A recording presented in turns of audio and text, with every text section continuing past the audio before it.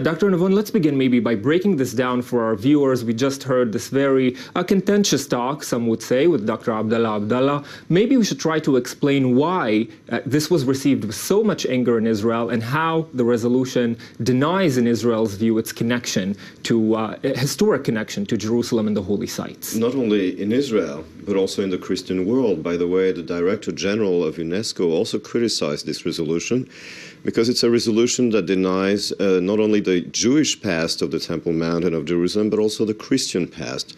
And as Israeli diplomat George Dick mentioned in his Twitter account last week, what these countries at UNESCO, by voting for this resolution, did was to call Jesus a liar, because all the descriptions in the New Testament about the temple, the Jewish temple in Jerusalem, according to this resolution, are complete lies.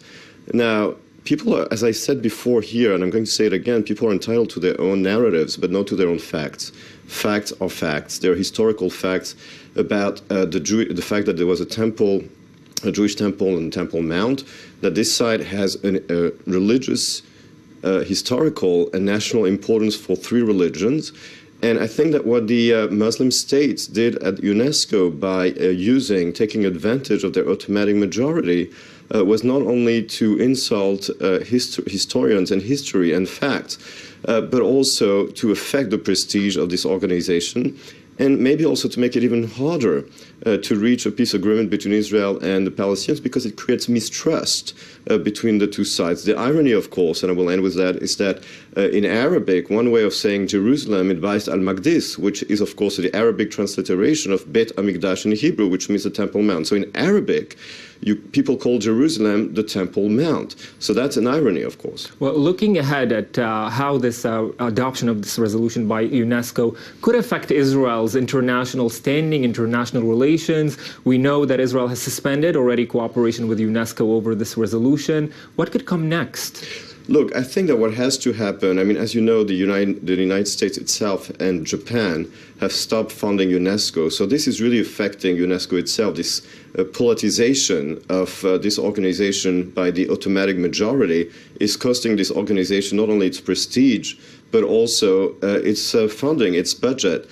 So I think that this is really a double-edged sword for the Muslim states that have used their automatic majority at UNESCO, because, as I said, it's affecting not only the very prestige of that organization, but also its funding. And I think it's really time for Western countries to hold this organization responsible for its behavior. If it wants to give in to propaganda, it's free to do so, but there will be a price. And I think that it's, as the Director General of the organization herself said, this is really a pity for the organization. I want to go back and touch on a point you raised in your first answer, the Palestinian-Israeli conflict and possible peace talks. Recently, we had a brief moment of hope when the Palestinian President Abbas attended former President Shimon Peres's funeral. It was received with a lot of hope, maybe for a new day. And yet again, we see this resolution being adopted. It seems, as you implied, this could be a hurdle toward peace talks between Israel. And that wouldn't be new either, because if you remember in the 1920s, in the previous century already, the Mufti of Jerusalem, Hajj Amin al-Husseini, used the Temple Mount,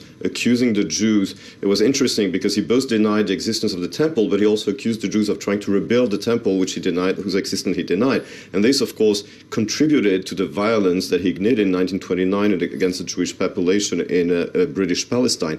But if you remember also during the Camp David negotiations in July 2000, the Temple Mount was a central piece of discord between the Israeli and Palestinian delegations, when for the first time publicly the chairman of the PLO, Yasser Arafat, simply denied the existence of the temple. And Bill Clinton, President Clinton, when completely mad at him, took him to his library, opened the Encyclopedia Britannica to show him the historical facts. So this denial, this temple denial, makes it even harder for the Jews to make concessions to trust the Palestinians. And I think that if we want to get our acts together, we have to stop with this childish behavior. And as I said, I'll say it again, people are entitled to their narratives, but not to their own facts. Well, Dr. Navon, stay with me as we bring in another front